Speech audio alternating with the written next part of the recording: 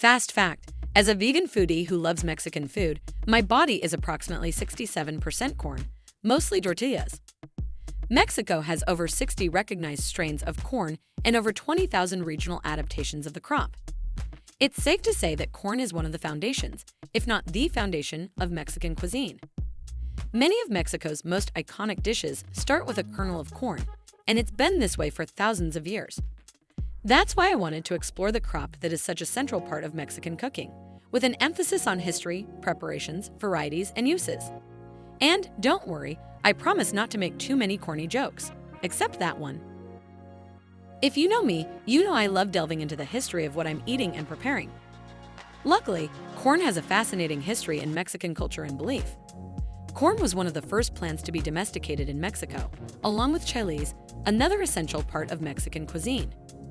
It is believed that corn was first domesticated in the Mexican state of Oaxaca around the year 4000 BCE.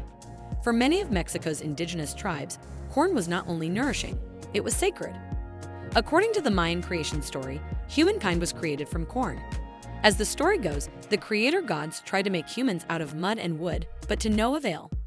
The mud people couldn't stand and the wood people were soulless. It was only after they mashed corn into meal that they found a suitable substance for creating humankind. According to Aztec mythology, the gods gave corn to the first humans, and the nourishing crop made them strong and capable of work. Honestly, I love any origin story that involves food. When I'm cooking, I love getting my hands dirty. Working with masa, the pliable, delicious dough derived from corn, is one of my favorite things to do as a chef.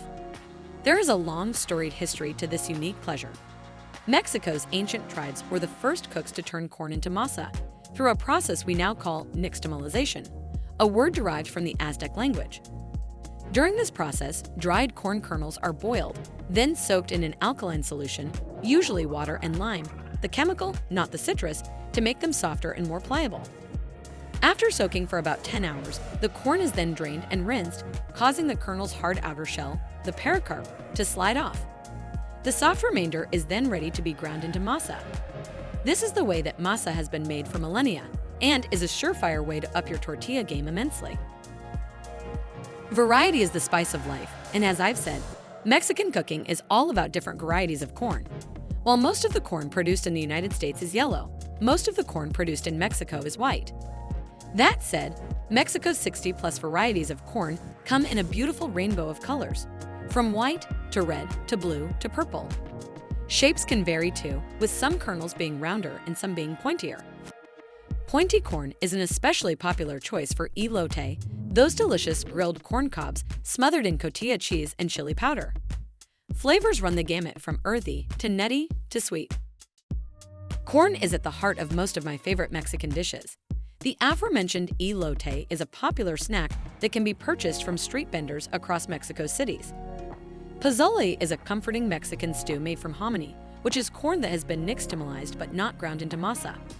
Tlayuda, an Oaxacan staple, is a large tortilla covered with savory toppings that looks and eats a bit like a pizza. A gordita, which translates to fatty, is an extra thick corn tortilla stuffed with meat, beans, and cheese. And of course, who can forget the tamale? The classic dish of stuffed masa that's been steamed in a corn husk or banana leaf. And I know you're thinking, Jade, you're forgetting the most famous Mexican dish of all. Don't worry, I hadn't forgotten. I'll be exploring this wonderful dish personally in Mexico as part of my global journey. We'll have a lot to talk about. Sorry, make that 2 corny jokes.